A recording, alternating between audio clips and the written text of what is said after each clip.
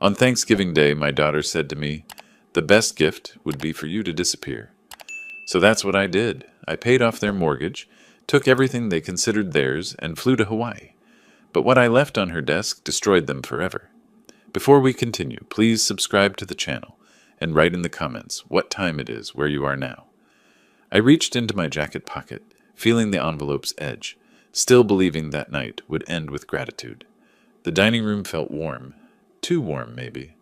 The fireplace crackled behind me, throwing orange light across the table where my family sat finishing their Thanksgiving dinner. Through the window, snow fell on Oak Park in thick, lazy flakes. Inside, the chandelier cast everything in soft yellow, making the scene look like something from a holiday card. Maria's photo watched from the mantel, her smile frozen in better times. I stood, pushing back from the table with more effort than I remembered needing. 65 felt heavier these days. "Fern, honey," my voice came out hopeful. Too hopeful. "I got something for you. Happy Thanksgiving." The envelope passed from my scarred fingers to her smooth ones. She took it without looking up from her phone, tearing the paper with her thumb while Sophie picked at her pumpkin pie, and Vernon sawed through another slice of turkey.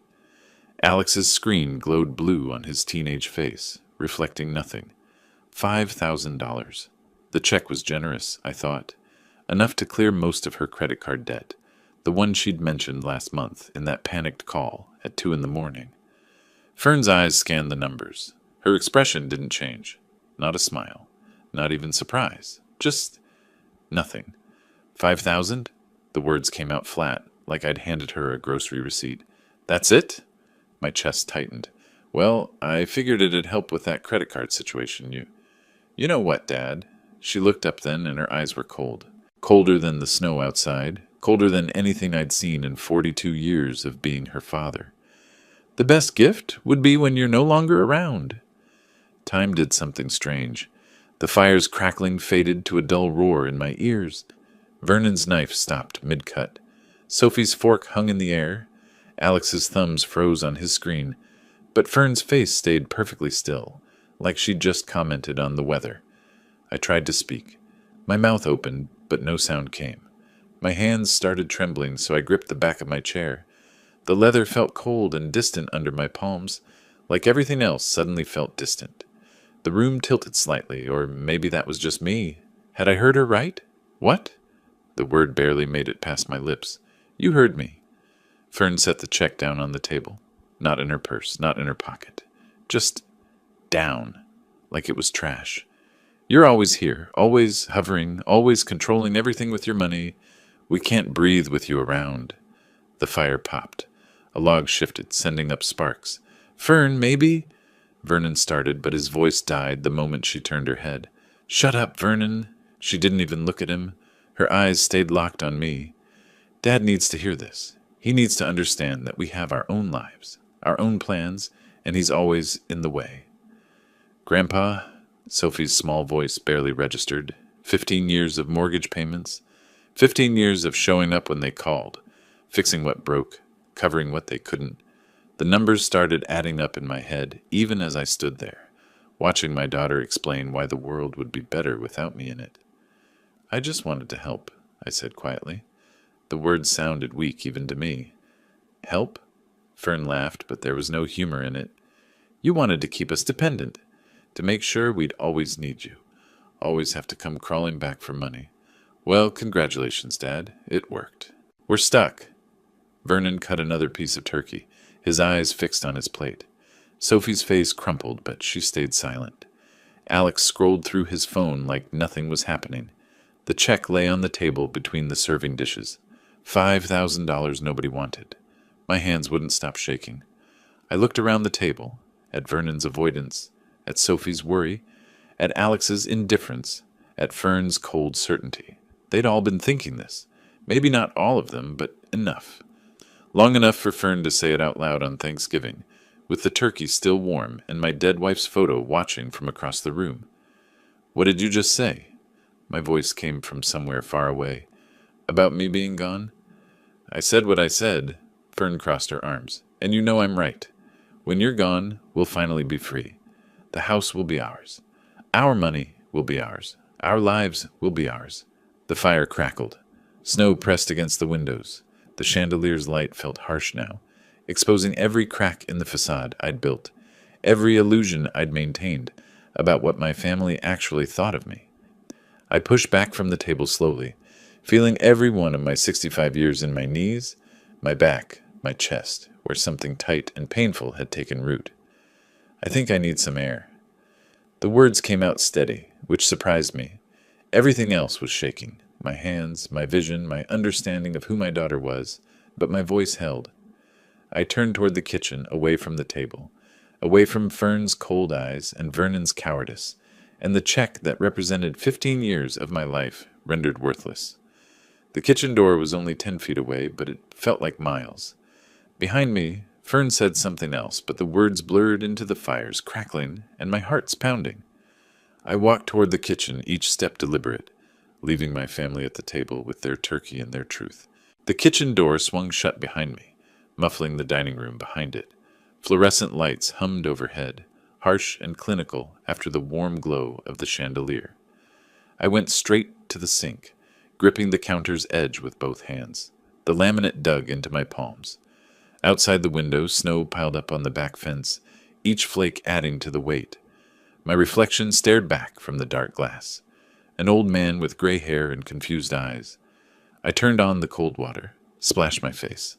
The shock helped. Not much, but enough to pull me back from wherever I'd been drifting. She'd said it. My daughter had actually said the world would be better with me dead.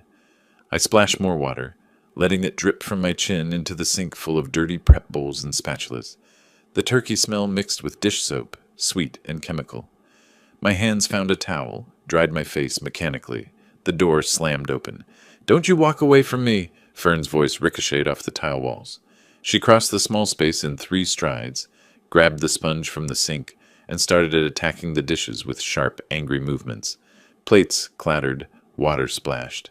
The sound was aggressive, deliberate. I turned slowly. "I needed a moment, Fern. What you said, that was hurtful."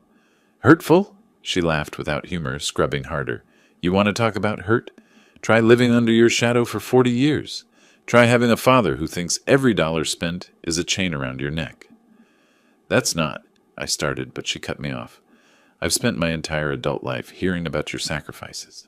The house, the bills, the kids' school supplies, the car repairs, everything you've done for us, over and over, like we asked for it." "You did ask." My voice came out quiet, steady. "Every time you called at 2 a.m. because the furnace broke. Every time Vernon lost another job and you needed help with rent. Every time. We needed help because you made sure we'd need help." The sponge flew back into the sink with a wet slap. She turned to face me fully, water dripping from her hands. "You bought the house in your name. You pay the mortgage so you can hold it over us. You set it up perfectly, didn't you? Keep us dependent, keep us grateful, keep us trapped." The refrigerator hummed in the sudden silence. Outside, a car passed, its headlights sweeping across the snowy yard. "I bought the house because you couldn't afford it," I said. "You and Vernon were 3 months behind on rent. You had a 6-month-old baby. What was I supposed to do?" "Let us figure it out ourselves." Her voice rose. "Maybe we would have been fine. Maybe we didn't need you swooping in to save us. But you couldn't stand that, could you? You needed to be the hero. You needed us to owe you." She moved closer, and I saw something in her face I'd never seen before. Not anger, not frustration, something harder, something that had been building for years while I'd been too busy paying bills to notice. Her finger jabbed into my chest, once, twice. Each poke punctuated her words. "You, wanted, us, dependent." I stepped back against the counter.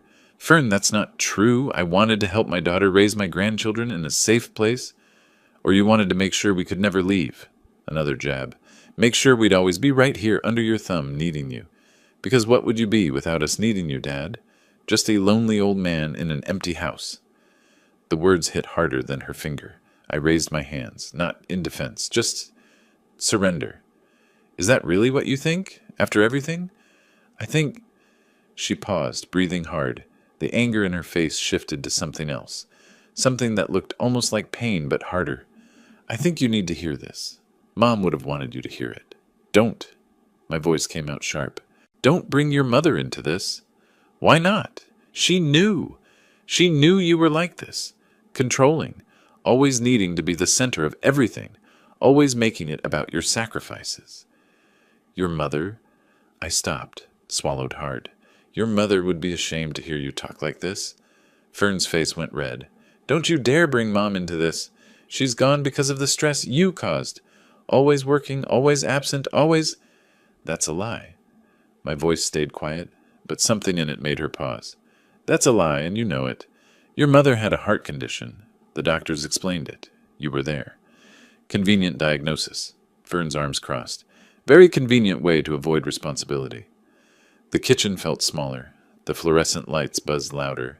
I could hear my heartbeat in my ears, feel the counter's edge digging into my back. Why are you doing this? I asked. What did I do that was so terrible? Love you. Provide for you. Try to give my grandchildren the stability you never... We want to move. The words came out fast, like she'd been holding them in. Vernon and I. We want to sell the house and move to Arizona. Start fresh. But we can't because it's in your name. Because you'd find a way to stop us. You always do. There it was. The real reason. Not philosophy or feelings or ancient hurts. They wanted the house. They wanted to cash out 15 years of my mortgage payments and disappear to Arizona. I see. The words came out flat, empty. Do you? Do you really see? Fern's voice had shifted from anger to something almost pleading. We're suffocating here, Dad. Vernon can't find work. I'm stuck in retail management. The kids are growing up in your shadow. We need a fresh start, but you won't let us have it. I looked at her, really looked at her. When had my little girl, the one who used to hand me tools in my workshop and call herself my helper, become this stranger? When had help become control in her mind? When had love become manipulation? I'll leave you alone now. I pushed off from the counter, moved toward the doorway that led to the bedroom hall. Yeah, that's right. Her voice followed me, sharp and cutting. Run away like you always do. Can't handle the truth, so you hide, just like with Mom. I stopped at the doorway but didn't turn around. My hand rested on the frame. The house, my house, the one I'd poured 15 years into, suddenly felt like a cage, but I couldn't tell anymore who was trapped in it. I walked into the hallway, leaving Fern alone in the kitchen with the dirty dishes and the cold fluorescent light. I closed the bedroom door behind me and sat in the dark for a long time before turning on the lamp. The rocking chair by the window held me like it always did when sleep wouldn't come. Outside, Chicago wore its winter coat, snow falling past street lamps, occasional headlights cutting through the darkness, the distant wail of a siren somewhere in the city. My reflection ghosted in the window glass, an old man alone with his thoughts. Time moved strangely. I watched the clock on the nightstand crawl from 10 to 11 to midnight. My body ached for sleep, but my mind wouldn't stop replaying. The kitchen, the dining room, Fern's cold eyes saying she wanted me gone. Gone. Dead, really. That's what she meant. When you're no longer around. Not retired in Florida. Not moved to a smaller place. Dead and buried so she could finally have her house, her freedom, her Arizona dream. Near 1 a.m, I stood. My knees protested. Everything protested these days. I crossed to the bookshelf where I kept the things that mattered. Maria's books, my old engineering manuals, and underneath them all, the leather-bound photo album. The leather creaked when I opened it, like it remembered every time I'd sought comfort in these pages. The first photo showed Maria in her wedding dress, 1982, her smile so bright it seemed to light up the faded color. My younger self stood beside her, 23 years old and stupidly optimistic about everything ahead. Next pages, baby Fern, her tiny fist wrapped around my finger. Toddler Fern at the playground, her face full of joy as I pushed her on the swings. 5-year-old Fern in my workshop, wearing one of my old hard hats that swallowed her whole head, handing me a wrench with such seriousness. I stopped on one particular photo. Maria holding Fern, maybe 3 years old, both of them laughing at something off camera. Yellow sundress on Maria. That dress. She wore it to everything important. Fern's kindergarten graduation, school plays, parent-teacher conferences. In the photo, Fern looked at the camera with pure, uncomplicated love. When did it change? I traced my finger over Maria's face, careful not to smudge the old print. Maria's face in that photo, I whispered to the empty room. She was smiling, holding baby Fern. Back then, Fern looked at me like I was a hero. The question haunted me. When did Daddy become Dad become burden? Was it after Maria died 8 years ago, leaving me to navigate Fern's grief alone? Was it when she married Vernon, when financial problems became the language of our relationship? Or was it gradual, death by 1,000 small betrayals I'd been too busy to notice? I closed the album slowly, feeling its weight. My hands caught the lamplight, scarred, calloused, marked by decades of construction work. The burn scar on my right thumb from the welding torch incident in '98. The permanent calluses from gripping tools. The white line across my left palm where a piece of sheet metal had sliced deep during the Henderson building project. Every mark told a story of providing. Every scar was a payment made. 15 years. 15 years of mortgage payments. I did the math that night, sitting in my rocking chair while Chicago slept. $600 a month average over 15 years. $287,000 total, not counting the credit card bailouts, 3 of them totaling another $18,000. Not counting the car repairs, the emergency loans, the kids' school supplies, the medical bills when Vernon's insurance lapsed. None of it repaid. None of it even acknowledged, apparently. Just expected. Worse than expected. Resented. I thought about Maria's words. Ones she'd said so often I could hear her voice. Lem, don't let people mistake your kindness for weakness. She'd say it when contractors tried to underbid me. When neighbors asked for favors, they never returned. When Fern started calling more often as an adult, but only when she needed something. I finally understood what she meant.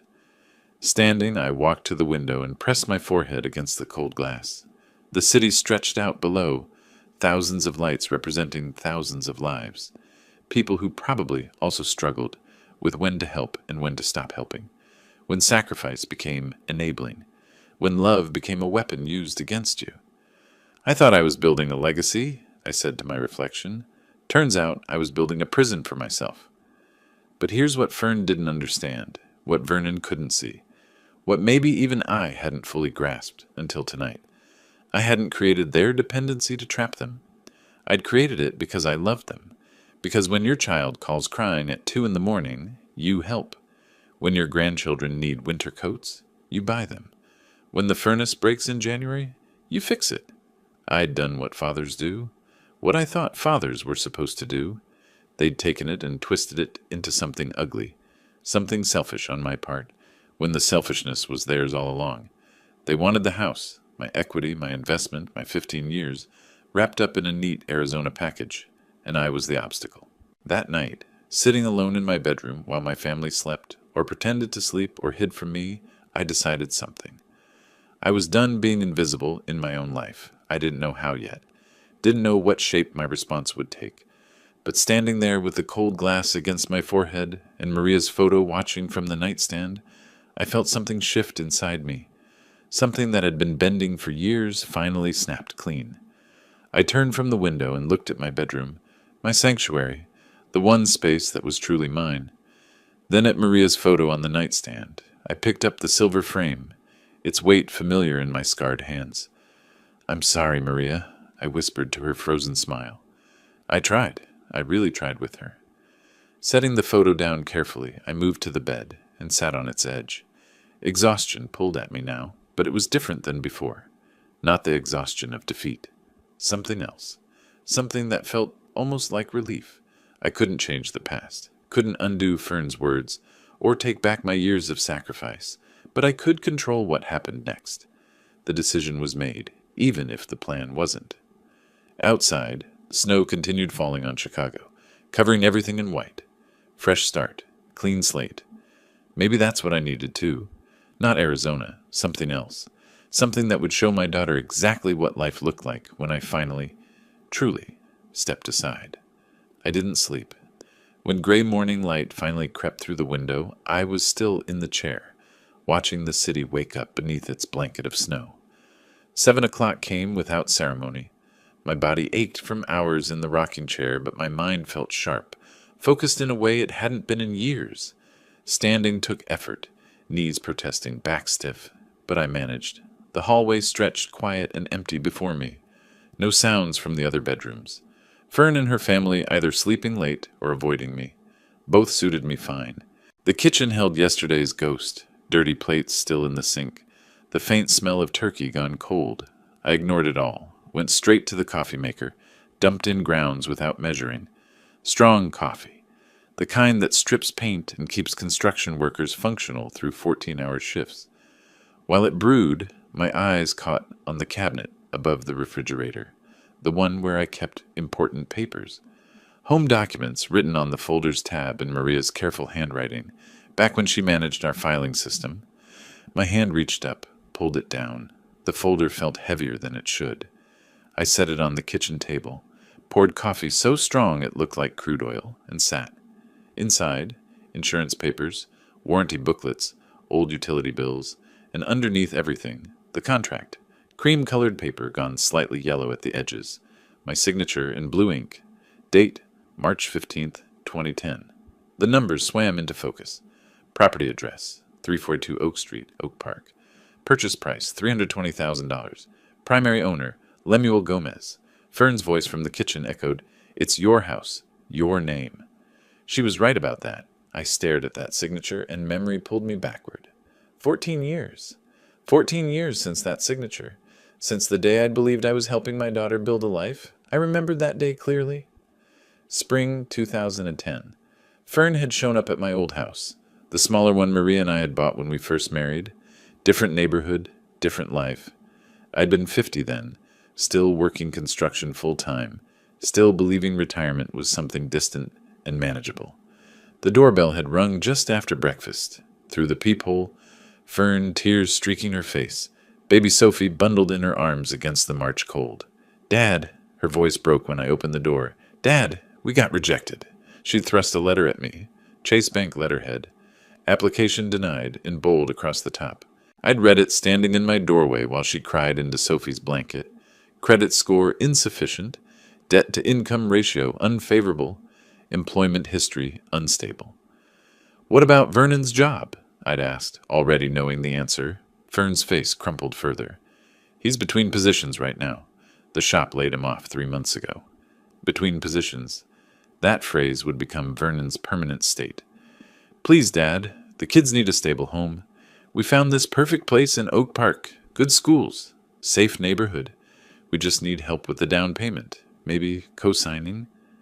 Sophie had chosen that moment to grab my finger with her tiny fist. 6 months old. All innocence and trust. I'd looked at that baby, at my daughter's desperate face, and felt my resolve crumbling. "How much do you need?" "Just co-sign. I promise we'll pay you back once Vernon finds something steady." We'd driven to Chase Bank together that afternoon. The loan officer, a professional woman in her 40s, with a no-nonsense haircut, had reviewed our situation with clinical efficiency. Papers spread across her desk. Computer screens glowing. Numbers that seemed enormous then. Routine now. "Mr. Gomez." She'd looked at me over her reading glasses. "Since you're the primary income source with established credit, we'll list you as the primary owner. Your daughter will be a co-resident." I'd hesitated. Primary owner, not co-owner. The distinction felt important, but Fern had been bouncing Sophie on her knee, making the baby giggle, and I'd thought, what does it matter? Family takes care of family. "That's fine." I'd signed where she pointed. "Family takes care of family." Fern had hugged me tight when we left the bank, Sophie sandwiched between us. "Thank you, Daddy. You're the best. I promise we'll make you proud." Daddy. That was the last time she'd called me that. The coffee had gone cold in my hand. I was back in 2024, sitting at the kitchen table, staring at that signature from a different life. The contract's fine print suddenly seemed larger, clearer than it ever had before. Primary owner, Lemuel Gomez. Property address, 342 Oak Street, Oak Park, Illinois. Co-resident, Fern Gomez Vernon. Mortgage term, 30 years. Monthly payment, approximately $1,600. I pulled out my calculator, the old one with the big buttons that I'd used for construction estimates. 15 years of payments, 12 months per year, $600 average monthly payment. The numbers added up cold and clear. $287,000, not counting interest rate fluctuations, not counting the times I'd paid extra when they'd fallen behind on utilities, not counting the 3 credit card bailouts totaling another $18,000, not counting Vernon's emergency car repairs that somehow always happened right before Christmas. I took a fresh piece of paper from the drawer, listed it all out in neat columns, the way I used to calculate material costs for building projects.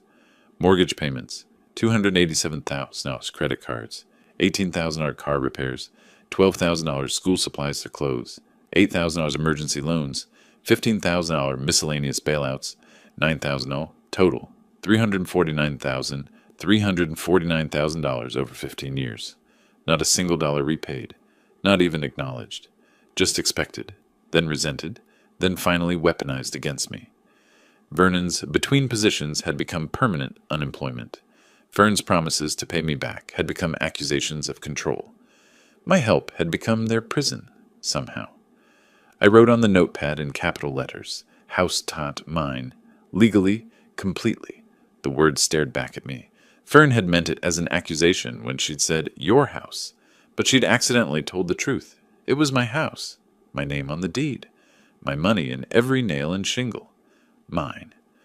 Footsteps creaked overhead. Someone was awake.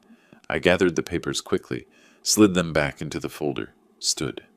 My legs felt steadier now. Purpose had a way of strengthening old bones. I walked back to my bedroom, folder clutched like a weapon, past the hallway mirror, and saw myself, a 65-year-old man with gray hair and tired eyes, but standing straighter than I had in days. Behind me, the house stretched out, my house, every inch of it earned, and ahead lay a course of action I hadn't fully formed yet, but felt crystallizing with each step. The bedroom door closed behind me with a soft click. I put the folder on my nightstand, next to Maria's photo. Her smile seemed knowing, almost approving. I had proof now. Legal proof. Financial proof. Moral proof, if such a thing existed. What came next was just logistics. I needed professional confirmation of what I already suspected. The phone call from my bedroom felt clandestine, which was ridiculous. This was my house, my decision, my right.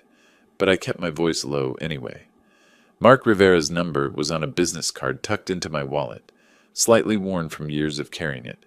We'd worked together 2 decades ago when his firm handled contract law for the construction company.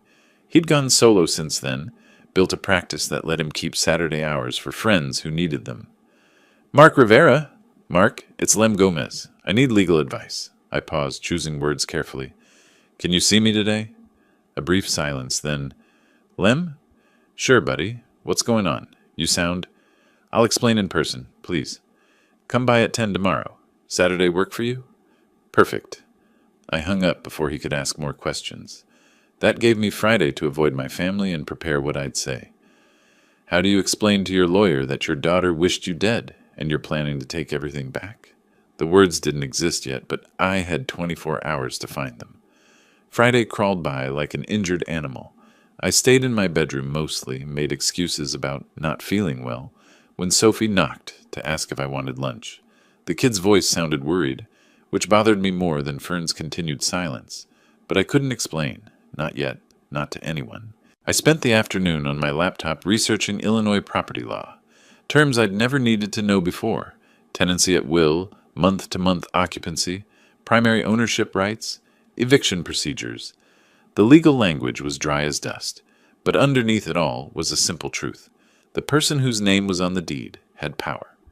Period. Friday night, I lay awake again. Not from grief this time, but from planning, calculating. By dawn Saturday, I had my approach mapped out. 7:30 in the morning, I showered for the first time in 2 days. Put on good clothes, the charcoal slacks and blue button-down I'd worn to Maria's funeral. Respect for Mark's time and maybe for the seriousness of what I was about to do. Grabbed the folder and my wallet. The house was quiet as I left. If anyone heard me go, they didn't emerge to ask questions. Oak Park to downtown Chicago via the Blue Line took 30 minutes. I boarded at the Harlem station, found a seat by the window, and watched the city transform as we traveled east. Residential blocks gave way to industrial zones, then to the dense urban core where buildings scraped sky and Lake Michigan spread like a steel mirror. Other passengers ignored me. Standard Chicago train etiquette. A mother with 2 kids. A teenager with headphones. A man in a suit reviewing documents. All of us cocooned in our separate purposes, hurtling underground toward whatever needed handling. The Washington stop put me 2 blocks from Mark's building. I climbed to street level and got hit with November wind coming off the lake, sharp enough to make my eyes water. Walked fast, folder tucked under my arm like classified materials. The building was all glass and steel, the kind that screamed, success. Marble lobby. Security desk with a board guard who waved me toward the elevators after I signed in. 28th floor. My ears popped during the ascent. The elevator opened to brass letters. Rivera and Associates. Small practice, but quality. A receptionist who looked fresh out of college smiled professionally. "Mr. Gomez, Mark's expecting you. Go on back. Second door on the right." Mark's office had the view I'd expected. Floor-to-ceiling windows overlooking downtown. Lake Michigan visible in the distance with ice forming along its edges. The man himself stood when I entered. 50 years old, fit from regular gym time, hair going distinguished gray at the temples. We shook hands. His grip was firm, concerned. "Lem, sit!" He gestured to the leather chair across from his desk. "Want coffee? You look like you could use it." "I'm past coffee, Mark." I sat, pushed the folder across the polished wood surface. "I need answers." He settled into his chair, pulled the folder closer, opened it. His expression shifted from casual to professional as he scanned the first page. Put on reading glasses. Read in silence except for the occasional rustle of paper and a low that could have meant anything. Minutes passed. Outside, a helicopter crossed the skyline. Inside, I watched Mark work, checking details against something on his computer screen. Probably the Illinois property database, knowing him. He made notes on a legal pad in handwriting that looked like controlled chaos. Finally, he leaned back, removed his glasses, rubbed the bridge of his nose. "Lem!" His voice carried weight. "Legally speaking, this property is entirely yours." Something in my chest loosened. Validation. "Explain that." Mark tapped the contract. "Primary owner. Your name, your credit, your financial responsibility. Your daughter is listed as a co-resident, which is essentially a tenant designation. She has no ownership stake. You've been making every payment for..." He checked his notes. 15 years. "Can I take it back?" He blinked. "Take it back?" "Lem, you never gave it away. They're essentially tenants living in your property. What exactly are you asking?" "What if I want them out?" Mark whistled softly, set down his pen. "That's heavy. They're family." "Family that told me..." I stopped, reconsidered. "But if I couldn't tell my lawyer, who could I tell?" "Family that told me the best gift would be when I'm no longer around. My daughter said that, to my face, on Thanksgiving." The office went very quiet. Even the city noise from 28 floors below seemed to pause. Mark stared at me, professional mask slipping to show genuine shock. "She said that?" Word for word. He picked up his pen again, clicked it twice. A thinking habit I remembered from years ago. "Okay, you have every legal right to do this. Illinois law requires notice for eviction. Standard is 30 days without cause. Can I do it faster? They're month-to-month residents without a formal lease, correct?" I nodded. "Then technically you can give them as little as 14 days. 2 weeks. But Lem..." He leaned forward. "Are you absolutely sure? This is permanent. Family doesn't come back from something like this." I thought about Fern's cold eyes, Vernon's passive enabling, 15 years of being their safety net, then their scapegoat, then their wished-for corpse. More sure than I've been about anything in a long time. Mark studied me for a long moment, then nodded once. "All right, I'll draft the notice. It needs to be formal, in writing. Specify the date they must vacate. Where will you be during all this?" "Somewhere warm." I hadn't thought it through completely, but the words felt right. Away from all this cold. Away from everything. Hawaii? Florida? Somewhere like that. He turned to his computer, fingers flying across the keyboard. The printer hummed to life behind him. "I'm drafting this now. You'll need to serve them personally, or have it delivered by certified mail. Make sure you document everything. Dates, times, witnesses if possible."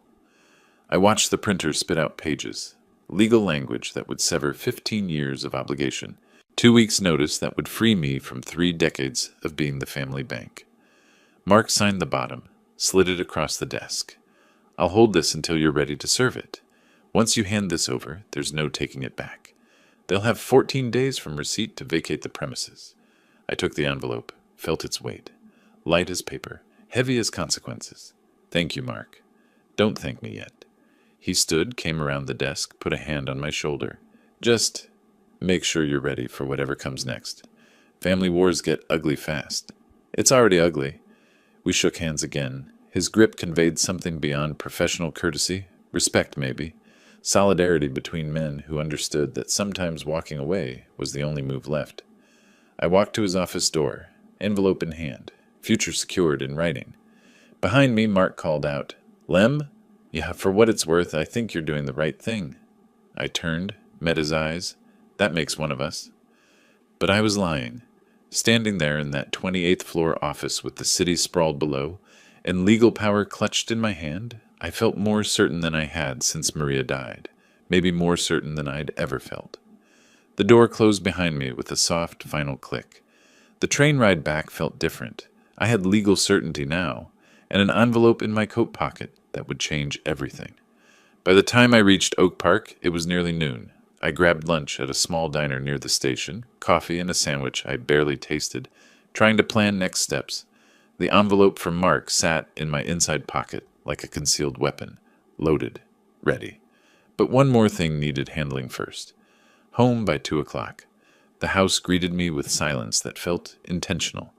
No sounds from upstairs, no television noise. The kitchen counter held a note in Fern's handwriting. Went to Outlet Mall, back tonight. F. Perfect. Hours alone. I took off my coat, hung it carefully, walked to my bedroom, tucked Mark's envelope into my nightstand drawer underneath the photo of Maria, then returned to the living room, to the desk where my old computer sat gathering dust. The machine took forever to boot up, 5 years old, whirring like it resented being disturbed. While it loaded, I made tea, ritual, calm. Sat in the desk chair and looked around the room.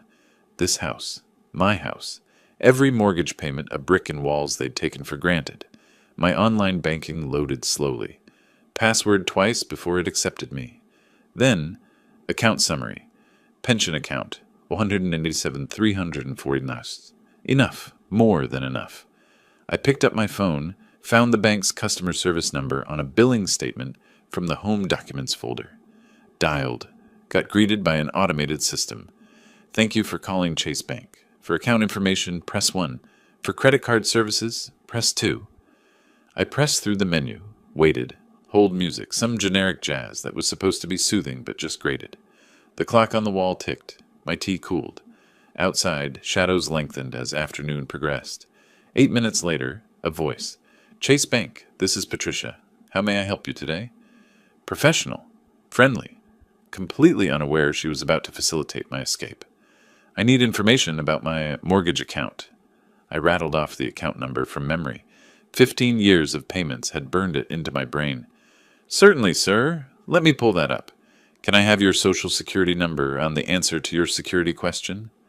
I provided both. She verified my identity with practiced efficiency, keys clicking on her end. Then, all right, Mr. Gomez, I have your account here. What can I help you with? What's my remaining balance?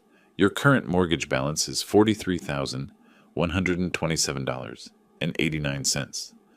The number hung in the air. 43,000. 15 years of payments, and that's what remained between me and total freedom. I want to pay it off. The words came out steady, decisive. Today, in full. A pause. Oh, wonderful. May I ask the reason for early payoff? Standard script question she probably asked everyone. Personal. Of course, the process is straightforward. Once we receive the funds, it'll take 24 to 48 hours to process completely. You'll receive a satisfaction of mortgage document. More typing. How would you like to make the payment? Online transfer from my pension account. She walked me through it. I opened a second browser window, logged into online banking, navigated to transfers, set it up, from pension account to mortgage account. Amount $43,927 audings. My finger hovered over confirm. This was real money, nearly a quarter of my retirement savings. Once I clicked, there'd be no undoing it. But what was I saving for? To keep paying for a family that wanted me dead? To preserve resources for people who saw me as an obstacle rather than a father? I clicked confirm, authentication screens, security questions, final confirmation, transfer initiated. Funds will be withdrawn immediately and applied to your mortgage account. I've completed the transfer, I told Patricia. Excellent. I can see it processing now. Mr. Gomez, just to confirm, the property at 342 Oak Street. Oak Park will be fully under your name with no co-owners once this processes. That's correct. Just me. Congratulations on paying off your mortgage, sir. It's quite an achievement. Thanks. We exchanged pleasantries and she disconnected. I sat staring at the computer screen. The transfer confirmation showed pending. 24-48 hours for completion. A ping from my email. I opened it. Your mortgage payment of $43,227 has been received and is processing. You will receive final documentation within 2 business days. I hit print. The printer wheezed to life, spat out the confirmation. I held it, reading and rereading. The words were simple but carried weight that physical objects shouldn't possess. Paid in full, pending final processing. Walking to the filing cabinet felt ceremonial. I opened the Home Documents folder, slid the confirmation in with the original contract, closed the drawer, returned to the couch and just sat there, holding the printed page, letting it sink in. 15 years of payments, $287,000 total with interest. And in one afternoon, one phone call, one button click, I'd taken back what was always mine. The house was mine. The control was mine. The power was mine. For the first time in years, maybe decades, I felt like I was holding the cards instead of being played. Afternoon sun streamed through the windows, turning dust motes into floating gold.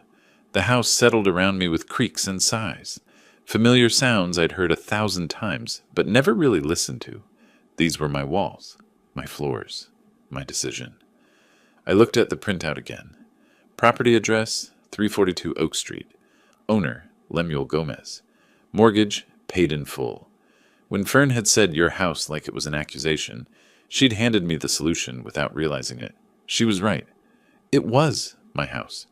Legally, financially, completely. She'd just never understood what that meant. A car door slammed outside, distant. Probably a neighbor. But it pulled me back to reality. The family would return eventually. I needed to hide evidence, act normal, wait for the right moment. I stood, folded the printout, tucked it back in the filing cabinet, closed and locked the drawer, pocketed the key. When I turned around, the room looked exactly as it had an hour ago. Nothing visible had changed, but everything had changed. I walked to the window, looked out at Oak Park in late afternoon light. Snow melted slowly on sidewalks. A kid rode a bike down the street. Normal life continuing while mine transformed completely. Another car door, closer this time. Voices, Fern's sharp tone carrying even through glass. They were back. I smoothed my face into neutrality, checked my reflection in the window. The man looking back appeared calm, composed. They'd never guess what I'd done while they were buying things they didn't need with money they didn't have. The front door opened. Footsteps. Shopping bags rustling. Sophie's voice asking Vernon something about dinner. I remained at the window, just another old man watching the world go by, waiting for night to fall. Saturday night, I stayed in my room while the family watched TV downstairs. Their voices drifted up through the vents. Laughter at some show, Vernon's occasional comment, Sophie asking for popcorn. Normal family sounds from a family that had stopped being mine somewhere along the way. I sat in my chair by the window, tickets to Hawaii still hidden in my nightstand drawer, and waited for Sunday. Morning came cold and gray. I woke at 6:30 to silence. They were sleeping late after their shopping expedition. Perfect. I dressed in layers, thermal shirt, sweater, heavy coat. Left a note on the kitchen counter. Going out. L. Nothing more. They didn't deserve explanations anymore. The Red Line train from Oak Park to downtown took 40 minutes. I sat near the back, watching Chicago wake up through dirty windows. Sunday morning riders, a nurse in scrubs heading to a hospital shift, a young couple dressed for brunch, a man my age with a grocery bag. All of us moving through the city with separate purposes, invisible to each other. Michigan Avenue greeted me with December's particular brand of misery. Wind off Lake Michigan cut through my coat like it had a personal grudge.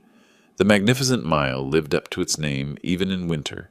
Massive stores with elaborate window displays, holiday lights strung between buildings, tourists bundled against the cold taking selfies with shopping bags. I walked with no destination, hands deep in pockets, just needing to be somewhere that wasn't home. Past Macy's with its animated holiday windows. Past Tiffany's where engagement rings sparkled under spotlights. Past families emerging from brunch. Kids hopped up on pancakes. Parents looking exhausted but content. The crowd made me invisible, which felt right. Nobody looked twice at an old man in a gray coat walking alone on a Sunday morning. I could have been anyone. I could have been nobody.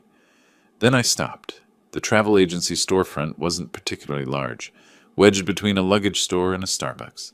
Pacific Dreams Travel in blue letters above the door. But the window display hit me like a physical force. A poster. Enormous. Maybe 6 feet wide. Escape to Paradise. Hawaii. 7/9/99. In bold yellow letters across the top. Below, Waikiki Beach at sunset. Turquoise water so clear you could see the sandy bottom. Golden sand stretching to impossible palm trees. Sky painted in oranges and pinks that didn't exist in Chicago's gray December palette. A woman walking into the surf, her back to the camera, arms outstretched like she was embracing the ocean itself. I stood there on Michigan Avenue, wind whipping around me, staring at that poster like it was showing me a different planet. My reflection ghosted in the window glass, old man, tired eyes, gray hair, superimposed over tropical paradise. The contrast was almost funny. Almost. When was the last time I did something just for myself? The thought arrived fully formed. No preamble. I couldn't remember. Years? Decades? Everything had been about Fern, about the grandkids, about paying for their lives, while mine remained on hold. Even Maria's death hadn't freed me. I'd just channeled grief into more giving, more sacrifice, more believing that eventually they'd appreciate it. The poster's price tag glowed. $799. I had $143,000 in my pension account. Simple math. 0.55% of my remaining savings for 2 weeks in paradise. Less than a rounding error. Less than one mortgage payment from the 15 years I'd already spent. But something held me back. Was this running away? Was this cowardice? Then I remembered Maria's voice. Not from memory, but from a conversation we'd had 20 years ago, sitting on the back porch of our old house, drinking lemonade on a hot summer evening. "Lem," she'd said, "someday when we retire, let's go to Hawaii. Just us. No obligations, no schedule. Just sun and ocean." We never went. There was always something. Fern needed help. Money was tight. Maria got sick. Always something. "This isn't escape," I said aloud, surprising myself. A passing woman glanced at me, old man talking to himself, and hurried on. "This is what you earn when you finally stop letting people take." The decision crystallized. I pushed open the door. A bell chimed. Inside was warm enough to make my glasses fog. Tropical posters covered every wall. Maui waterfalls, Big Island volcanoes, Kauai cliffs. Steel drum music played softly from hidden speakers. The smell hit me. Coconut air freshener, aggressive but not unpleasant, like the room was trying to convince you that you'd already left winter behind. Behind a desk cluttered with brochures sat a woman in her 30s, dark hair pulled back, professional smile warming when she saw me. "Good morning, looking to escape the cold?" You could say that. I approached the desk, unzipping my coat. "Tell me about Hawaii." Her eyes lit up. Commission radar, probably, but genuine enthusiasm, too. "Our most popular package, 2 weeks on Oahu, beachfront hotel in Waikiki, round-trip flights included. Activities, car rental options, everything you need." She pulled out laminated brochures, spreading them like cards. "When were you thinking? How soon can I leave?" She blinked, fingers pausing over her keyboard. Let me check availability." Typing, eyes scanning the screen. "We have seats available December 3rd? That's Tuesday." 2 days. 2 days from making the decision to being on a plane? The speed felt reckless and perfect. Perfect. Book it. Wonderful. Her professional mask slipped to show genuine surprise. People usually needed to think, consult spouses, check calendars. Solo traveler? Yes, just me. Okay, let me pull up our Oahu packages. More typing, more brochures. She walked me through options. Basic hotel room, $7,999 package. Upgraded beachfront room, add $400. Ocean view suite, add $800. Flight times, early morning or afternoon. Rental car, yes or no. Activities packages. Snorkeling, helicopter tours, dinner cruises. I chose without hesitation. Upgraded room. Morning flight. No rental car. I'd walk or take ride shares. No activity packages. I'd figure it out as I went. She calculated, fingers flying across calculator keys. Total comes to $1,847, including all taxes and fees. That includes round-trip flights, 14 nights at the Hilton Hawaiian Village. That's right on Waikiki Beach. Incredible views. And airport transfers. I handed her my credit card, not the pension account, keeping that separate, pristine. The card disappeared into the machine. She made small talk while it processed. Weather in Hawaii. Perfect always. Best restaurants. Endless options. Things to do. Beach. Mostly beach. Really beach is the point. The receipt printer churned. She handed me papers.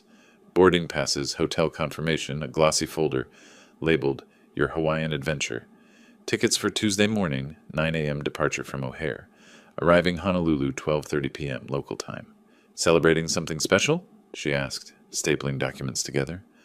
I looked at her, young, optimistic, probably went to Hawaii herself once and never stopped talking about it.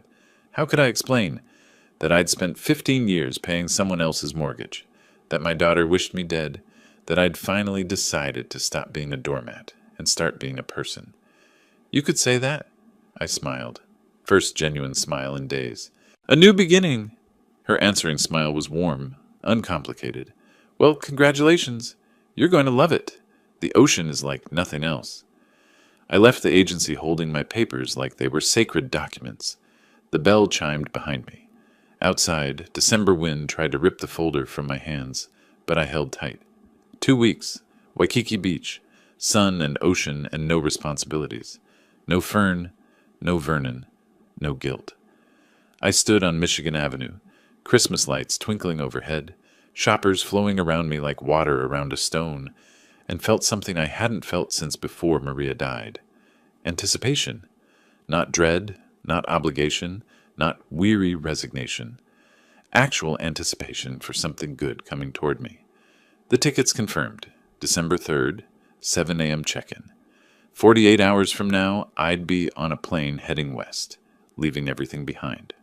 I started walking back toward the red line, folder tucked inside my coat against the wind. Chicago's cold couldn't touch me anymore. I was already somewhere warmer.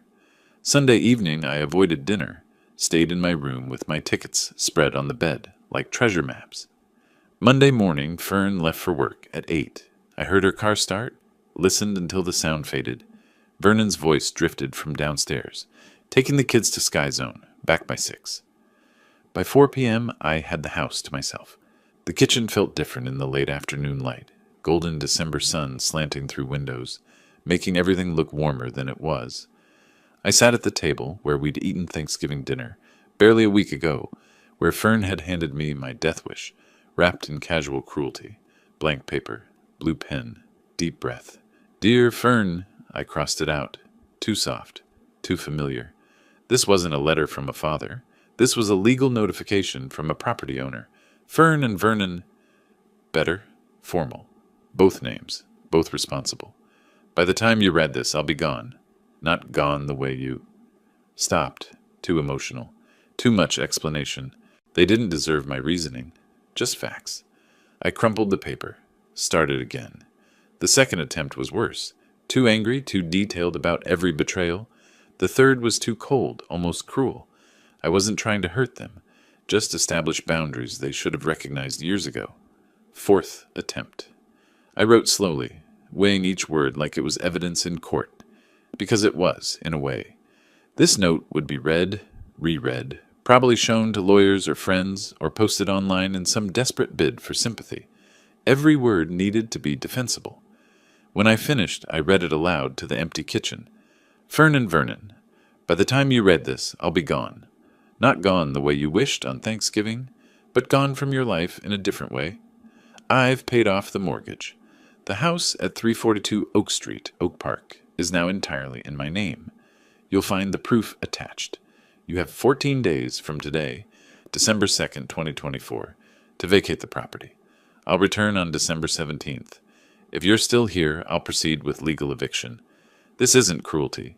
This is consequences. You wanted me gone. Now you're gone. But on my terms, not yours. I've spent 15 years sacrificing for you. $287,000 in payments. Countless hours of worry. And what did I get? A wish for my death. I'm going to live my life now. The life I put on hold for you. Don't try to reach me. I won't answer. Lem Gomez. I read it 3 times. Every word felt right. Cold, maybe, but fair. The hardest part had been getting the tone right. Not angry, not sad, just done, complete, final. I thought about adding something softer. A line about hoping they'd learn from this. A mention of Sophie and Alex, how I'd miss them. But why? They wouldn't appreciate it. Fern would twist any softness into leverage for manipulation.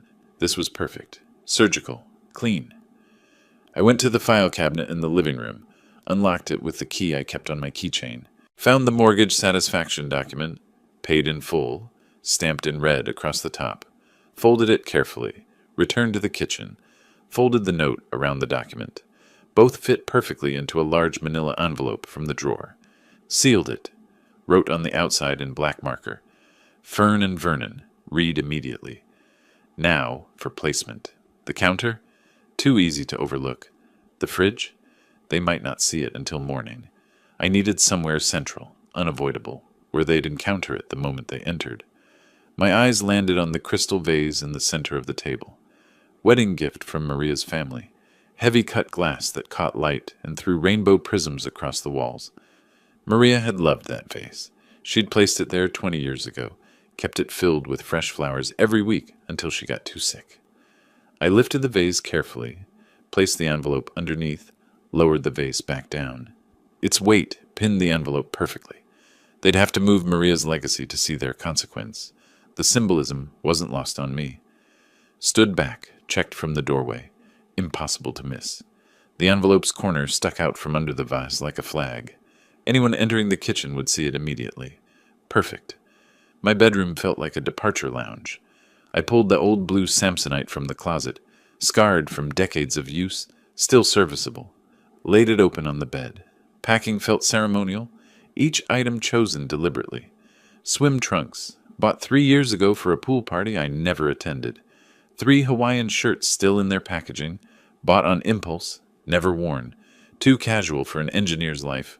Shorts, sandals, sunscreen SPF 50, sunglasses, a paperback, Lonesome Dove. 800 pages I'd always meant to read but never had time. Everything folded precisely, corners aligned, no wasted space. Old construction habit, efficient packing, maximum utility, minimum bulk. The suitcase zipped closed with a satisfying sound. Finality.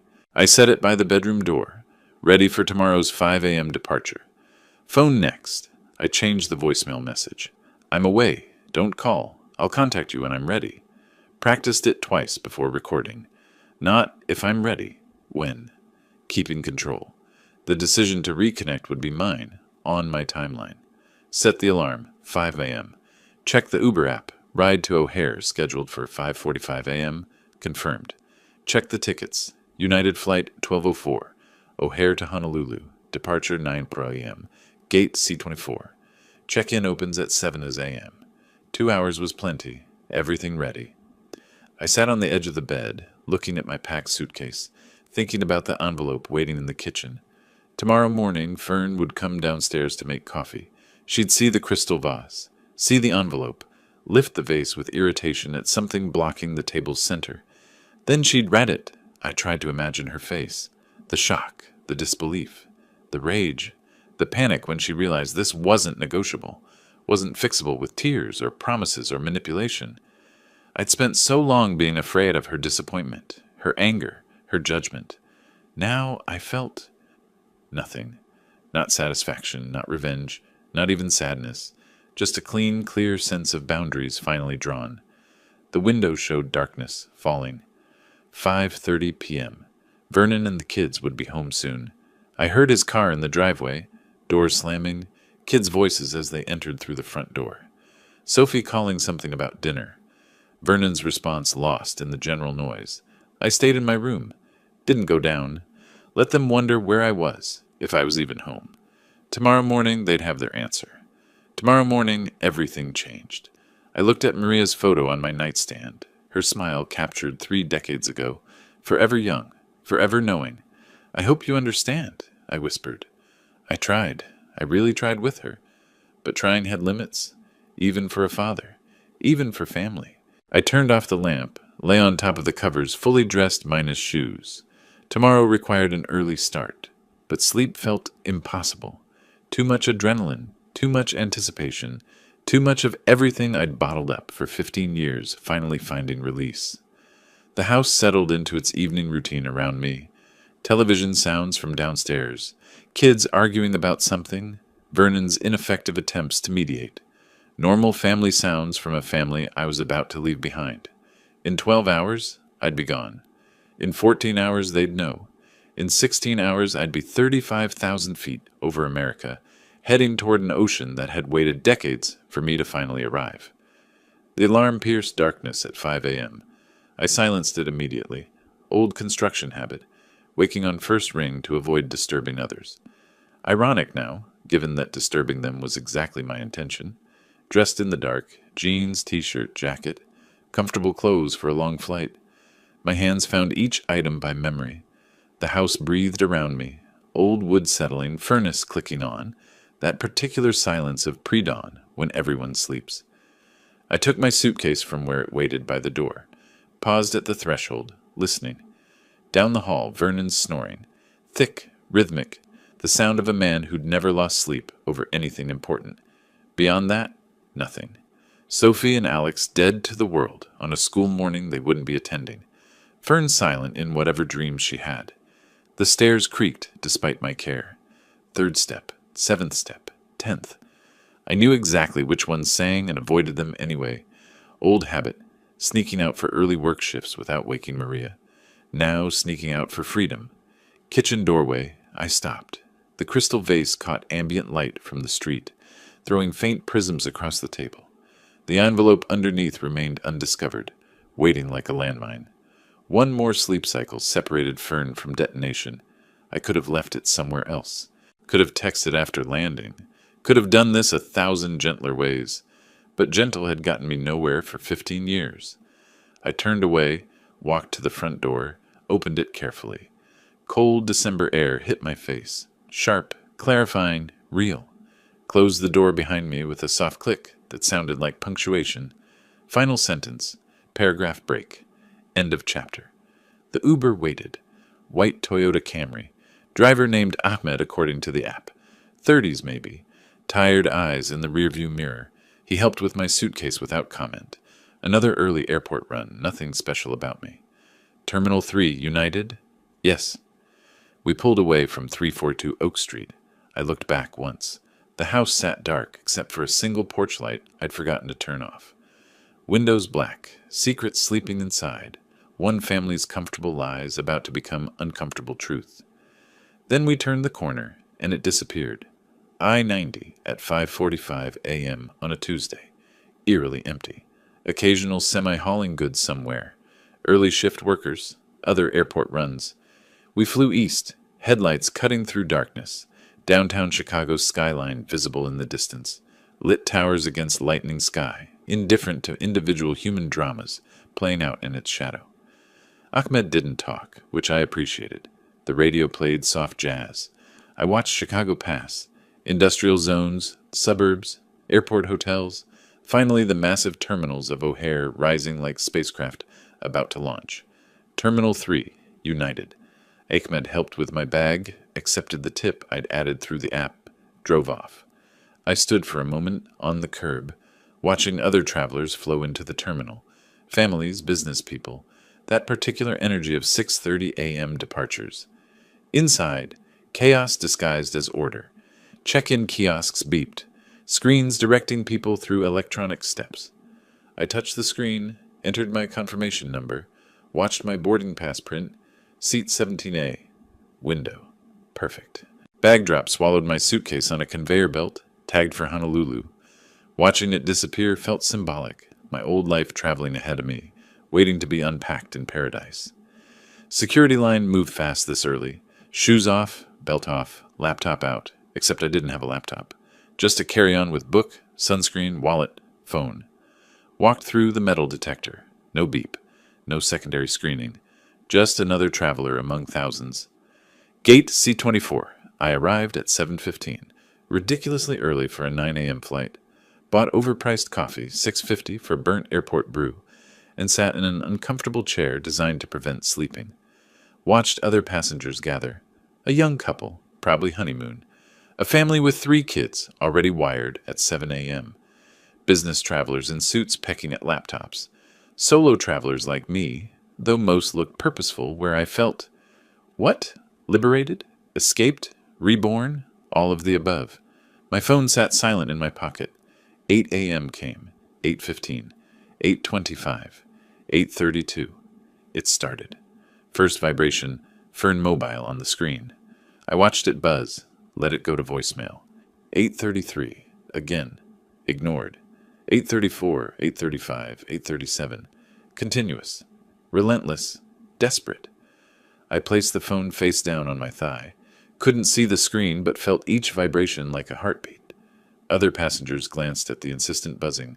Annoying, that guy who doesn't answer his phone. 8:40. 12 missed calls. I sipped coffee. It was terrible. I sipped again. 8:45. Voicemail notifications stacked up. I didn't listen. Didn't need to. Could imagine perfectly. Shock giving way to anger, giving way to panic. The whole cycle Fern ran whenever life refused to bend to her will. 8:50. Another call. I stared at the phone, watching Fern Mobile flash with each ring. Debated. Letting it ring made a point, but so did answering once, showing her I was calm while she was chaos, showing her that her distress didn't move me anymore. 8:55, she called again. I answered, "What is this, Dad?" Her voice came through so loud that I had to hold the phone away from my ear. Nearby passengers looked over, that guy causing a scene. I lowered the volume, pressed the phone back to my ear. "You found the note. Good. You can't do this. This is our home." Calm. Stay calm. "No, it's my home. Check the documents." "You're kicking us out?" Hysteria creeping into her voice. "Where are we supposed to go?"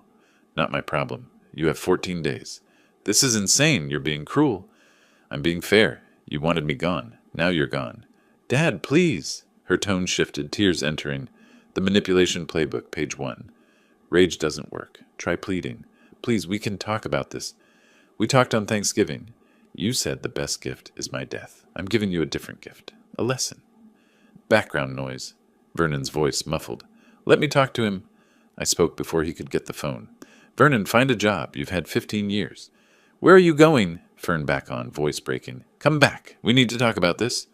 "Somewhere you'll never find me." A pause. In that pause, I heard everything. Her realization that this was real.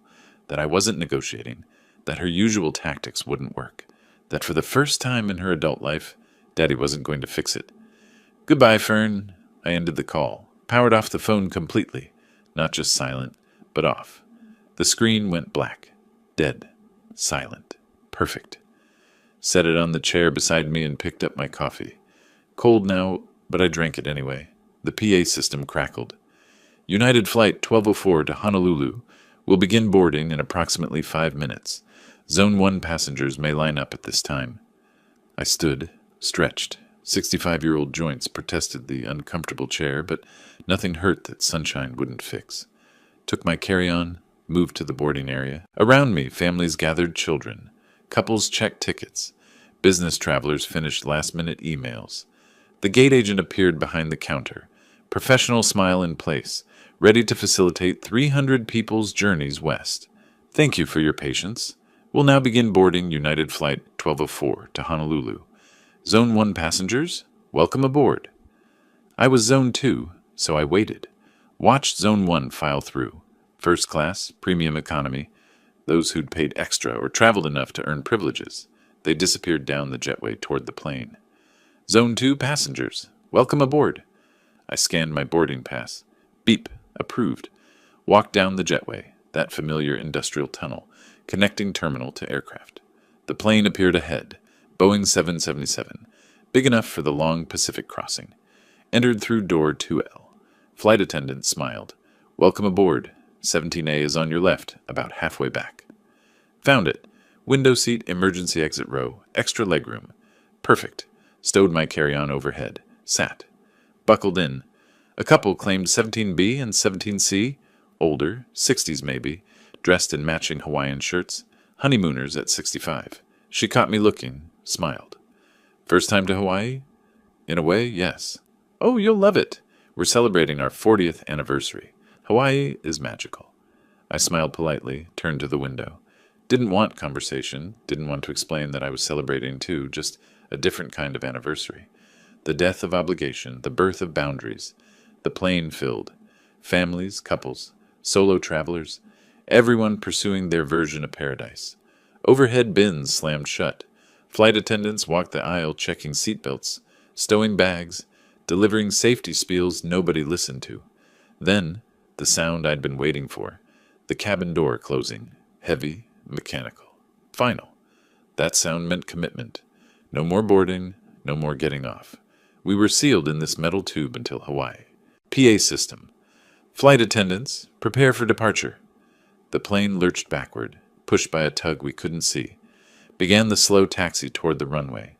I watched through the window, terminals sliding past, other planes queuing, ground crew in reflective vests directing traffic. The captain's voice, "Ladies and gentlemen, we're number 3 for takeoff.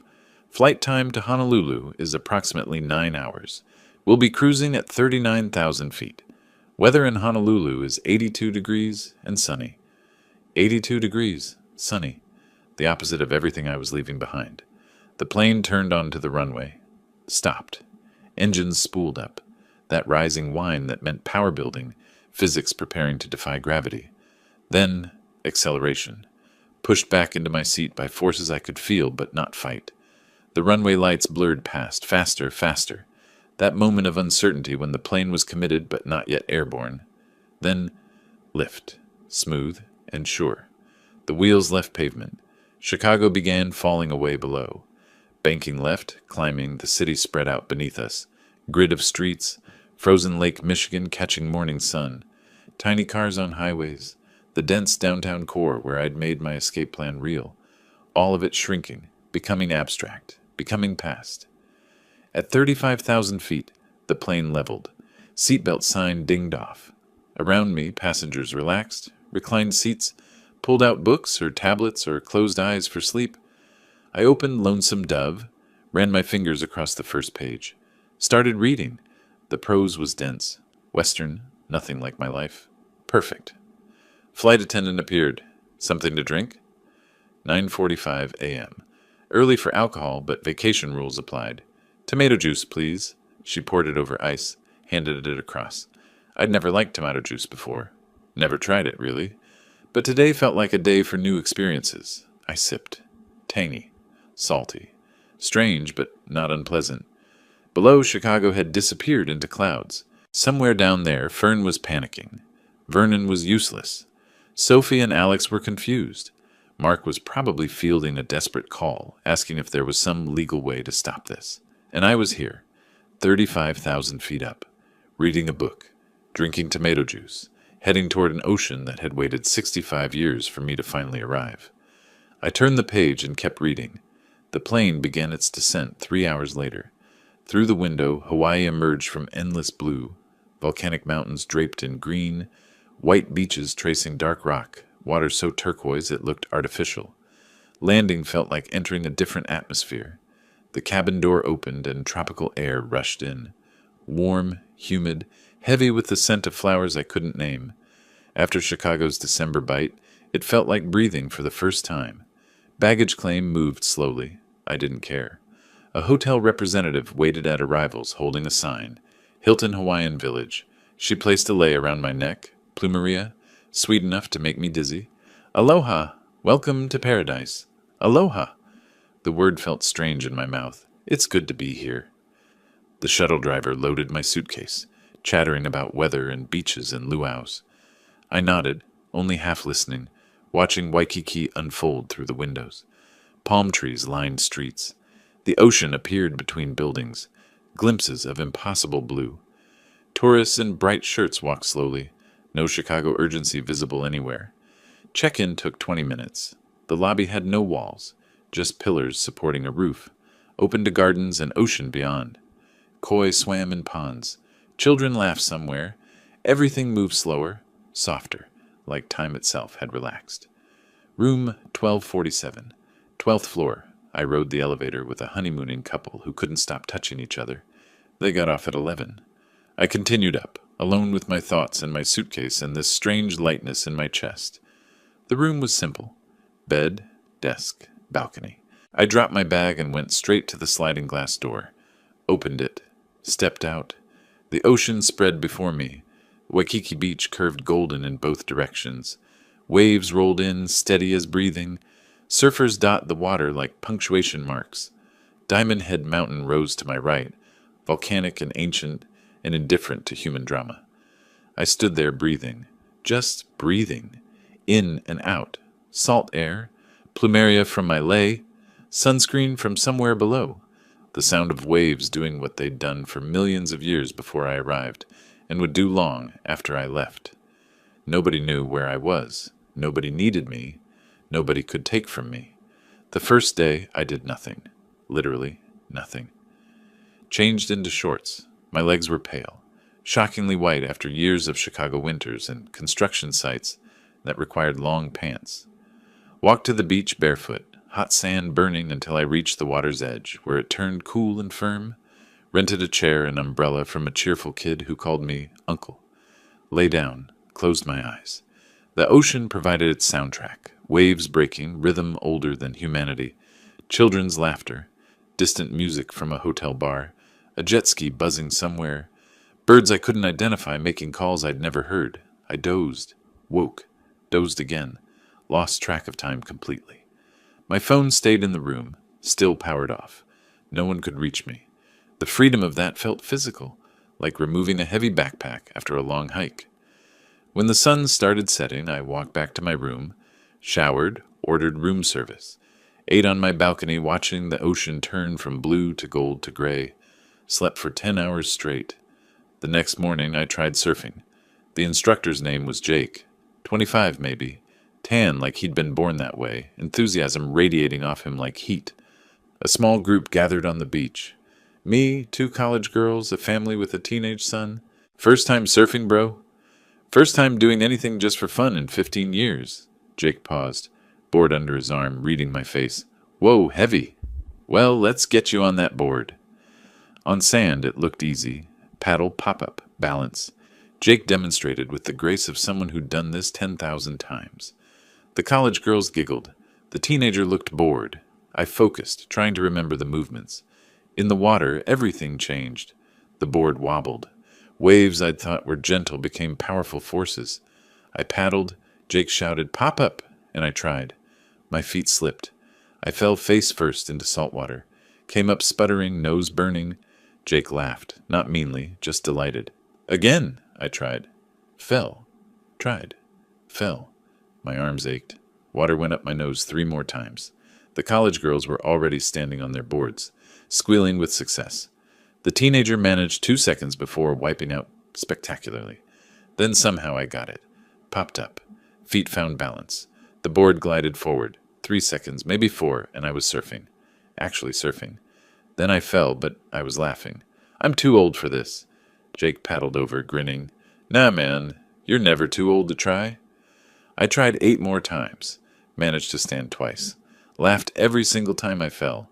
When the lesson ended, my arms felt like jelly, and my face hurt from smiling, and I couldn't remember the last time I'd laughed that hard at my own failure. That afternoon, sore muscles forced me to nap. I didn't fight it. Day 3, I hiked Diamond Head. Woke early to beat the heat. Took an Uber to the trailhead. The path climbed steeply, switchbacks and stairs and tunnels carved through volcanic rock. Sweat poured down my back. My legs burned. Other hikers passed me, young couples, families with energetic kids. I kept going, slower but steady. The summit opened up like a revelation. 360 degrees of view, ocean stretching to infinity, Waikiki tiny below, mountains marching into distant haze. Wind whipped up from the crater, cool and clean. I stood at the railing, breathing hard, feeling my heart pound, and felt more alive than I had in years. Tourists took selfies. A family asked me to photograph them. I obliged, handed back their phone. Nobody knew my story. To them, I was just another old guy hiking a mountain. Perfect. Descent was easier. At the bottom, I bought shave ice from a truck. Rainbow-flavored, artificially sweet, tongue-freezing cold. The best thing I'd ever tasted. The days blurred into rhythm. Farmer's market. Bought fresh pineapple, juice running down my chin, sticky and sweet. Poke bowl for lunch. Raw ahi tuna with soy and sesame, tasting like the ocean itself. Afternoon, beach chair, book, dozing. Evening, Mai Tai at sunset, rum strong enough to warm my chest, watching the sky turn impossible colors. One evening, a luau, fire dancers spinning flames, hula dancers telling stories with their hands, ukulele music floating over the audience. I sat next to a retired couple, Tom and Linda from California, 70s, holding hands like teenagers. "Are you here with family?" Linda asked during intermission. "No, just me. First solo trip." Tom nodded approvingly. "Good for you. We've been coming here for 20 years. Best decision we ever made." "I should have done this sooner." Linda patted my arm. "Better late than never, honey." Another day I did nothing again. Found a palm tree near my hotel, spread a towel, opened Lonesome Dove, read 50 pages, dozed, woke to find a hermit crab investigating my book. Laughed. The crab scuttled away, offended. No one needed me. No one called. No one took from me. On day 7, I rented a kayak. Single person, bright yellow. Paddled out past the reef where the water deepened from turquoise to navy. The bottom disappeared beneath me. Fish darted below, silver flashes in crystalline water. My arms ached, but it was a good ache, earned through choice rather than obligation. I stopped paddling, let the current drift me, floated, stared at the sky. A pelican landed nearby, regarding me with one yellow eye before diving for fish. I laughed. This bird had no idea who I was. Didn't know about mortgages or ungrateful daughters or 15 years of sacrifice. Didn't care. Just wanted fish. That evening, back at the hotel, I showered sand off for the dozenth time and smiled. Found myself smiling more.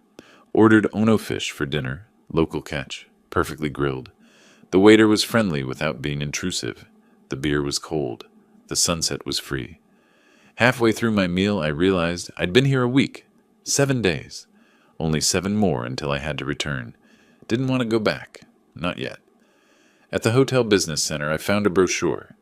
Big Island Volcano Tours. Day trip available. Pictures showed red lava, volcanic craters, steam vents. Something wild and raw and completely unlike anything in Chicago. I picked up the brochure, looked at my laptop, could book a flight for tomorrow.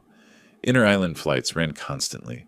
Just a quick hop over, see the volcano, come back same day. Why not? I opened the laptop, pulled up the booking site, and started typing. I woke early the next morning, packed a small backpack, and caught the 7 a.m. inter-island flight to Kona. The plane was tiny, propeller-driven, maybe 30 seats. Rose quickly over Oahu, banking west toward the Big Island visible in morning haze. 45 minutes later, we descended over black lava fields that looked like the moon had fallen into the Pacific. Rental car desk, quick process. Young woman handed me keys to a white sedan. Volcano Park is about 2 hours northeast. Road's good, but watch for rain up in elevation. The drive revealed Hawaii's strange geography. Coastal desert giving way to rainforest, giving way to volcanic wasteland. I climbed from sea level to 4,000 feet. Temperature dropped. Mist appeared, then real rain, heavy enough to need wipers.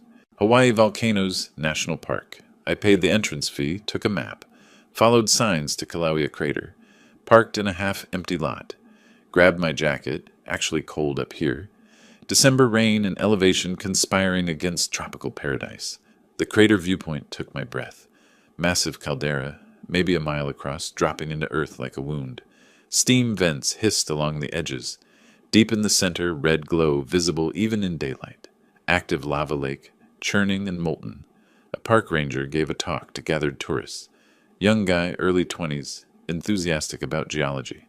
The volcano is both creator and destroyer, he explained, gesturing toward the crater.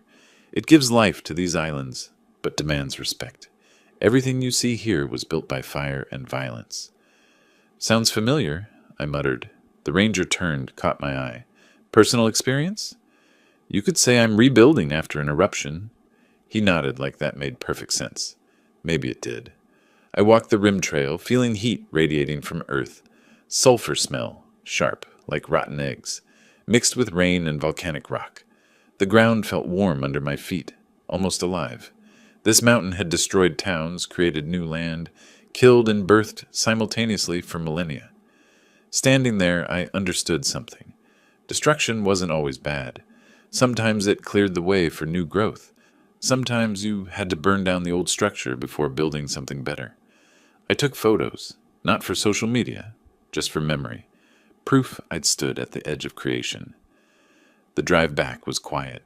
I returned the car, caught the evening flight to Oahu, landed at Honolulu as the sun set.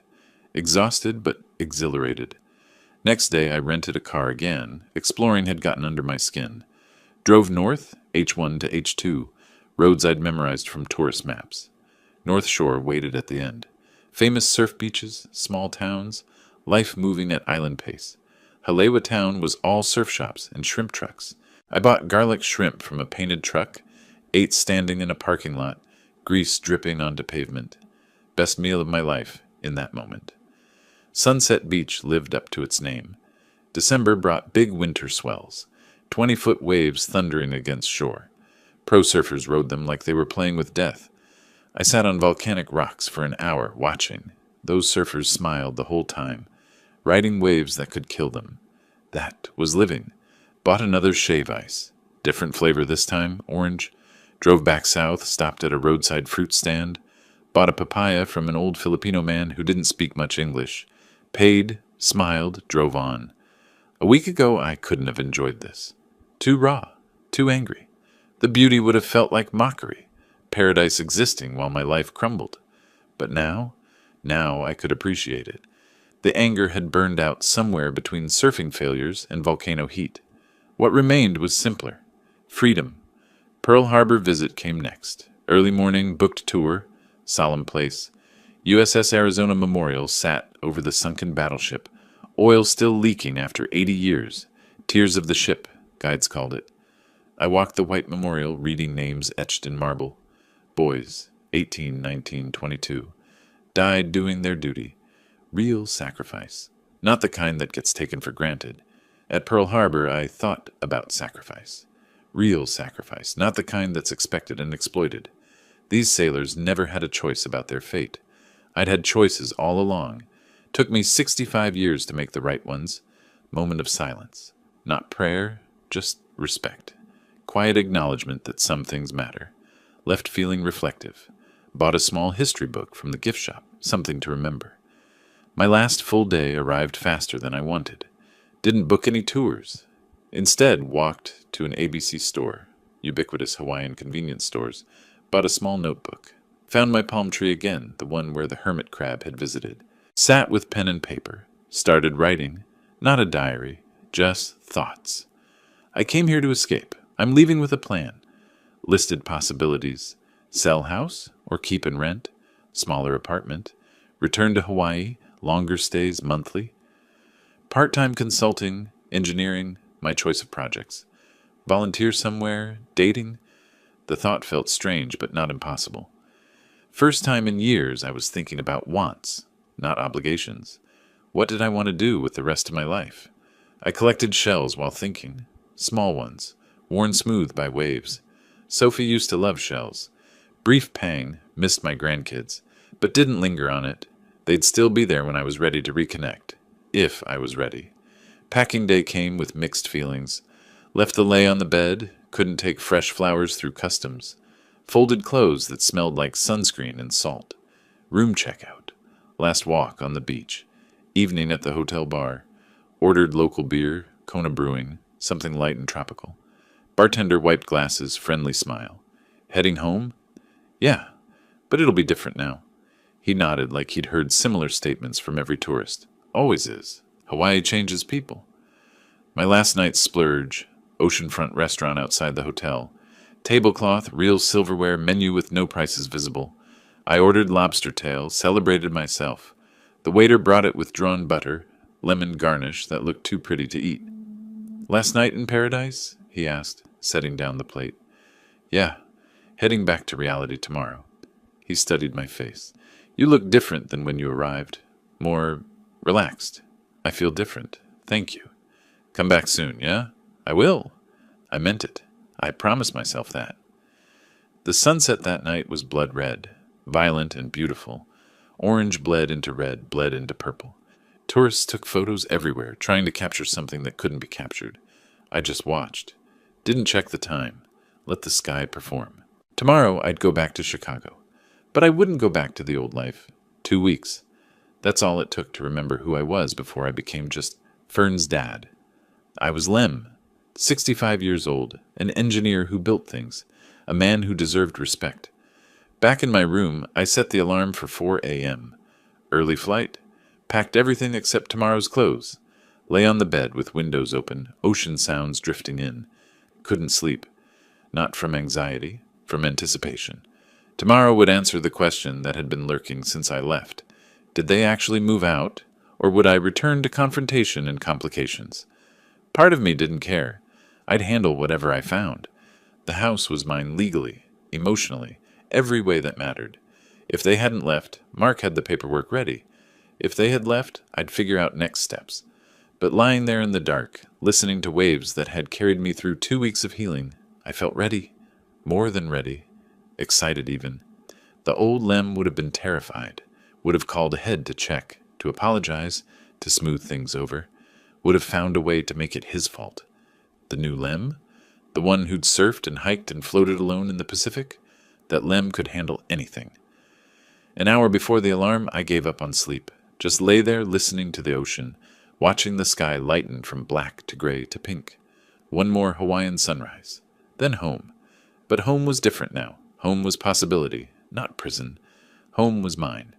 The alarm went off at 4. I'd been awake for an hour already, watching dawn creep across the Pacific one last time. Shower, dress, jeans and jacket. Had to prepare for Chicago's December. The clothes felt heavy after 2 weeks in shorts. My suitcase zipped closed around Hawaiian shirts that still smelled like coconut sunscreen and possibility. Hotel checkout at 5. The front desk clerk looked half asleep, but smiled. Mahalo for staying with us. Mahalo for everything. Airport shuttle in darkness. Honolulu waking up around me. Delivery trucks. Early workers. The city's quiet hours before tourists filled the streets. At the airport, one last blast of plumeria-scented air before entering the terminal's recycled atmosphere. The flight left at 8. 9 hours later, after reading, sleeping, thinking, we descended into O'Hare. 6 p.m. Chicago time, but my body thought it was noon. Through the window, the city spread out in winter darkness. Gray, cold, familiar. Culture shock hit at baggage claim. Everyone bundled in heavy coats, moving fast, faces set in that Chicago grimace against cold. Nobody smiled. The urgency felt aggressive after Hawaii's languid pace. I took a taxi instead of Uber, wanted the anonymity, the time to think. The driver was mercifully quiet, just drove while I watched the city pass. I-90 to I-290, highway lights blurring orange in the dark. Oak Park appeared, streetlights making snow look golden. Where exactly? 3428 Oak Street. My hands started trembling. First time in days I'd felt nervous. What if they hadn't left? What if the house was trashed? What if... We turned onto my street. I leaned forward, squinting through the windshield at my driveway. Empty. No cars. Relief flooded through me so strongly I almost laughed. This is it. I paid, tipped generously, feeling generous, and stood on the sidewalk with my suitcase. The house looked dark. Windows blank. Driveway empty of Vernon's old sedan. I walked to the front door, key in hand. It turned smoothly. Door opened. I reached for the light switch. The living room was empty. Her couch, gone. Her side tables, gone. The big flat-screen TV she'd insisted they needed, gone. Only my recliner remained, the one Maria had bought me for my 50th birthday, sitting alone in the middle of the empty room like an island. I walked through slowly, turning on lights. Kitchen, her table gone. My small two-person table remained against the wall. Refrigerator hummed. On its door, held by a magnet, a note. I pulled it off, read it aloud to the empty kitchen. Dad, you won. We're gone. I hope you're happy. But don't expect us to ever forgive you. You chose money over family. Fern stood there holding it, read it again, then laughed, short, bitter sound that echoed in the empty room. Money over family? I said to nobody. No, Fern, I chose myself over being used. Ripped the note in half. Dropped both pieces in the trash can. They landed with a satisfying flutter. Continued the tour. Master bedroom. My bed, my dresser, untouched. Guest room where they'd slept. Completely empty. Carpet showed rectangular marks, where furniture had pressed for years. Kids' rooms. Bare walls, empty closets. Nothing left but dust bunnies in corners. Bathroom, their toiletries gone. My shaving kit exactly where I'd left it. I sat on the stairs between floors, taking it in. The house echoed when I moved. Bigger now, emptier. Cleaner somehow, like a weight had been lifted from the walls themselves. Stood, walked around opening windows, all of them. December cold rushed in, biting, fierce, cleansing. Let it blow through, clearing out 15 years of resentment. My phone, turned off since the plane, sat in my pocket. I took it out, powered it on for the first time in 2 weeks. Messages flooded in. 14 voicemails, 8 texts, all from Fern and Vernon. Didn't listen, didn't read. Deleted everything, blocked both numbers. The phone went silent again. Sat in my chair, Maria's chair, and called Mark. He answered on the second ring. Lem, you're back? They're gone. Pause. How do you feel? Lighter, like I can breathe again. What's next? I looked around the empty room at the windows showing Chicago's December night, at the space that was finally, truly mine. I'm thinking, maybe sell this place, get something smaller, or spend more time in Hawaii. I don't know yet. But I have options. You deserve it, buddy. You really do. Thanks, Mark. For everything. We talked for a few more minutes. Logistics, legal questions, next steps, but mostly just friends checking in. When I hung up, the silence felt good. Peaceful. Mine. Made coffee for the first time in weeks. Stood at the kitchen window while it brewed, watching lights across Oak Park, cars passing, lives being lived, the city indifferent to my small victory. The coffee tasted like home. I took it to the living room, sat in my chair, looked at the space around me. The house was empty, but for the first time in years, it felt like mine. I walked through each room again, slower this time. No Vernon's mess, no Fern's complaints, no tension humming under every interaction. Just silence. Pulled up photos on my phone. Hawaii. Surfing wipeout. I was laughing in the shot, halfway off the board. Diamond Head summit selfie. Sweaty and grinning. Sunset from the farewell dinner. Sky impossibly red. 2 weeks. That's all it had taken to remember I was more than a bank account. More than a doormat. They thought I'd crumble. That I was too old. Too soft. Too dependent on them for purpose. They were wrong. The sunset in that photo was just the beginning. I opened Maria's photo drawer, small chest in the bedroom where I kept things I couldn't throw away. Found her picture, the one from our 40th anniversary. Her smile, captured forever at 61, before the illness took her. I did it, Maria. My voice sounded strange in the empty house. I chose myself. Finally. Set the photo down gently. Felt like she'd approve. Like maybe she'd been waiting for me to find this strength all along. 65 years old. A house in my name. A tan from Hawaii. And a plan for the rest of my life. Fern wanted me gone. She got her wish. But not the way she expected. I won. Not because I was cruel, but because I finally chose me. Chicago stretched outside my window, gray and beautiful and full of possibility. Tomorrow, I'd start planning, maybe call a realtor, maybe book another Hawaii trip, maybe both. But tonight, I just stood here and breathed. The house was empty. My life was full. Tomorrow, I'd start planning, Tonight, I just stand here and breathe. If you like this story, please like this video, subscribe to the channel, and share your impressions of this story in the comments. To listen to the next story, click on the box on the left. Thank you for watching,